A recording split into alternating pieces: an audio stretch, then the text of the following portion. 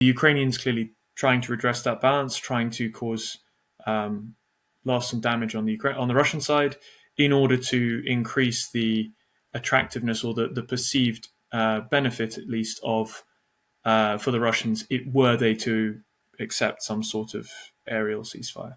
Justin Bronk, Senior Research Fellow for Air Power and Technology in the Military Sciences team at RUSI. Welcome to the World in 10. I want to start with the air element of this Ukrainian ceasefire suggestion specifically. Ukraine went hard with a drone attack on Moscow on Monday night. They say that was the largest drone attack in history. Strategic timing of that attack apart, hasn't the air battle really been won by Russia? And was this Moscow attack enough potentially to suggest Ukraine could redress that balance, do you think? Well, it's interesting that the current situation in Ukraine, as has been the case broadly speaking for the 3.5 years of the full scale conflict, is that the air battle, in the way that we in the West would look at a military campaign, has not been won by either side, which de facto is a victory for Ukraine in that they have managed to hold a significantly numerically and technically superior Russian air force, essentially at bay on the Russian sides of the lines. So the primary use of airstrikes, as people might call them, or long-range precision strikes, as kind of boring military doctrinaires would say, has been the use of cruise missiles and increasing numbers of one-way attack UAVs, whether that's the Iranian-designed Shahed 136 or, in Russian construction parlance, Garan 2, sort of class of UAVs, or the very wide staple of Ukrainian one-way attack UAVs, which they now use on a regular basis, to attack essentially fixed targets, both military infrastructure and things like power. On the Russian side, they go after the Ukrainian power plants a great deal. And on the Ukrainian side, they've been going after particularly a lot of Russian oil and gas infrastructure. This is kind of this sort of long-range strike campaign. It's very seldom. I mean, historically, it's never been decisive in any war. It's quite an inefficient use of air power. It's not what you would do if you could establish air superiority, because long-range munitions like cruise missiles, ballistic missiles in particular, are extremely expensive and therefore available in limited numbers for the amount of explosive effect. But it's certainly true to say that in those long-range strike campaigns, Russia has had an overwhelming firepower advantage compared to Ukraine throughout the war. Over the past 18 months, Ukraine has significantly stepped up the degree of cost that it is imposing on both the Russian military and the Russian oil and gas sector from its one-way attack UAV waves, and they send sometimes several hundred in a given night.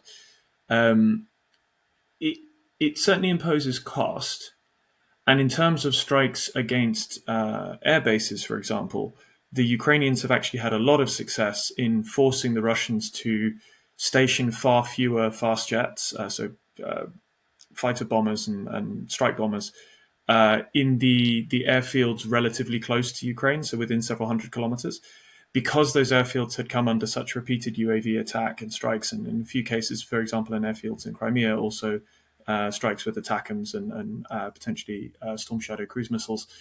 And what that has done is significantly reduce, but not eliminate, the Russian ability to lob huge numbers of glide bombs from standoff from a few tens of kilometers back from the front lines, which has been a huge issue for Ukraine's troops on the front line over the last year and a half, is the use of sometimes hundreds a day of these glide bombs. So the long-range strike campaign, it's by no means one-sided, but certainly Russia has a significantly greater strike weight, particularly in terms of cruise and ballistic missile production and the ability to launch them in salvos. And also, the number of Shaheds or Garan-style one-way attack UAVs. Typically, you're seeing between about 1,500 and 2,500 a month being fired by the Russians. So the Ukrainians clearly trying to redress that balance, trying to cause loss and damage on the Russian side in order to increase the attractiveness or the perceived benefit, at least, of for the Russians, were they to accept some sort of aerial ceasefire. Of course, in the last week, Ukraine has been without US intelligence. How much has that damaged their air capability? And if they weren't to get that intelligence back, hasn't this specific element of this ceasefire idea actually been killed off already? I wouldn't say it's been killed off. I mean, for a start, a lot of the targets that Ukraine has been holding at risk with these one-way attack UAV waves are visible on Google Maps. You know, the big oil and gas infrastructure, they're not movable. They show up on Google Earth, let alone more higher resolution, more rapidly refreshed commercial satellite services. Um, there will be elements of mission planning and things that are significantly more difficult without access to certain US intelligence products. But the details of those are obviously probably too sensitive to talk about. Suffice it to say that there'll probably be a reduction in efficiency, but it doesn't stop Ukraine from conducting these operations. The biggest impact of the cessation of US intelligence cooperation in various areas on the long range strike campaign so far has been in the reduction in efficiency for Ukrainian air defenses, because while Ukraine has plenty of options for early warning in terms of long range radars and then internal tracking systems, including acoustic networks and things for tracking Russian missiles and UAVs as they fly through Ukrainian airspace and as they fly towards it. Clearly, advanced early warning where intelligence might have been available for the fact that strikes were being prepared, often deep inside Russia, beyond the range of necessarily of Ukrainian national sensors.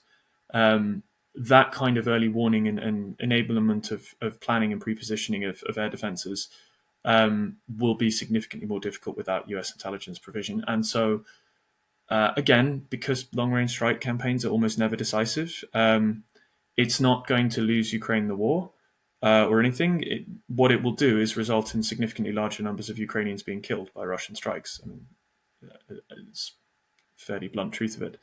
All things sort of being considered then, and taking the situation as it is now, which course is changeable, as soon as tomorrow, I guess, in theory. If this ceasefire, this element of this ceasefire was to come in, no more fighting in the air. Who does that benefit the most? That specific element of it. Well, if you were to see an arrangement agreed where both sides stopped firing long-range munitions, cruise, ballistic missiles, UAVs, and lobbing glide bombs, which again both sides also do. Although, of course, the Russian Air Force can do a huge number more, just by dint of having far more jets, far more munitions. That would probably overall be of significant benefit to Ukraine. Albeit it would make some aspects of Russian ground operations significantly easier, because Ukraine has been able to impose inefficiency on, for example, the Russians concentrating artillery ammunition near railheads and that sort of thing through the threat of long-range strikes. The big question, of course, for the Ukrainians would be, how is this being policed? Because, of course, if the current approach of the US administration to pile pressure on the Ukrainian side without doing so on the Russian side were followed, what you might see is Ukraine's ability to, or the fear would be that Ukraine's ability to disrupt Russian attack planning and impose cost on Russia to try and force them to actually think about ending the war would be significantly curtailed, while the Russians might just continue to do a lot of particularly things like glide bombing and just deny it. Even though it's not plausible denial, what you've seen previously from Russian ceasefire agreements, including in Ukraine in the occupied areas of Donbass between 2014 and 2022, is very large numbers of ceasefire violations on the Russian side, and occasionally on the Ukrainian side as well. So, particularly people firing back when shelled, which people tend to do. So, yeah, it will be interesting to see what any sort of enforcement mechanism or monitoring mechanism would look like. given also that the normal way that the West would collectively try and monitor such things would be either through an organization like OSCE on the ground or by something like Operation Northern Watch, so a sort of air policing type operation. Well, of course, the frontline areas are set in one of the densest integrated air defense networks in the world, which is the Russian one. Um, so just putting jets there to monitor things, they would be at huge risk from um, being engaged by those Russian defenses. And so, yeah, there's a very interesting piece. It's all well and good to declare a ceasefire, but if that only binds one side, that's not really a ceasefire. It's just tying one side's arms behind their back. Let's focus on the sort of naval element of this idea now as well. Ukraine, I guess, sort of barely got a navy really since the Crimea invasion, have they? And yet somehow they've managed to deliver untold damage on Russia's navy. How have they continually managed that over the last 3 years? It sort of all started with the infamous "Go F yourself" message, didn't it? Yeah, I mean, yeah, in a sort of pithy summary, it's a combination of a lot of Ukrainian ingenuity in terms of leveraging the tools they have, and incredible Russian incompetence in the naval arena. I mean, everything from tactical operations to mission planning to patrol routes to damage control when they did get hit. The sinking of the Moskva being the most obvious example of where, yes, a great Ukrainian success, but equally, that ship should never have sunk from that single impact. That was a catastrophic failure of damage control. So yeah, I mean, it's that combination of the Ukrainians and with partner assistance developing a range of both missile based and kind of uncrewed surface vessel type capabilities to hold what is a fairly badly equipped and badly trained and badly operated Russian Baltic Fleet, Black Sea Fleet, to hold them at risk. It is worth, of course, putting some caveats on the Ukrainian success. So, for example, the uncrewed surface vehicles with explosives on them have had significant successes against a range of Russian ships, but they haven't sunk a single defended major surface combatant. So, a destroyer or something or a frigate like that. They've sunk, a range of smaller vessels plus landing ships essentially, which have some defenses but are not crewed and equipped with sensors the way that and close-in weapon systems the way a warship would be, or a sort of a major surface combatant would be. So sometimes I think there's a little bit too much reading across of what Ukraine has been able to accomplish against the Black Sea Fleet to sort of suggest that blue water navies are obsolete in an era of these kind of capabilities. The Russians have, as ever, behind the scenes, adapted pretty quickly and relatively capably to a lot of the innovative things that Ukraine has been doing. That said, a cessation of hostilities in the Black Sea feels again, a bit like how you answered the air element, like it would be sort of more beneficial if I had to put you on on a fence somewhere and you come down one side or the other to Ukraine. So I'm just trying to see why Russia would ever agree to this general idea that Ukraine has put forward, which Marco Rubio has suggested had merit. Yeah, I mean, it's I think it's quite a good way of forcing a discussion in a US administration that doesn't seem particularly keen to engage with elements of reality that are inconvenient for the narrative they've decided to go with.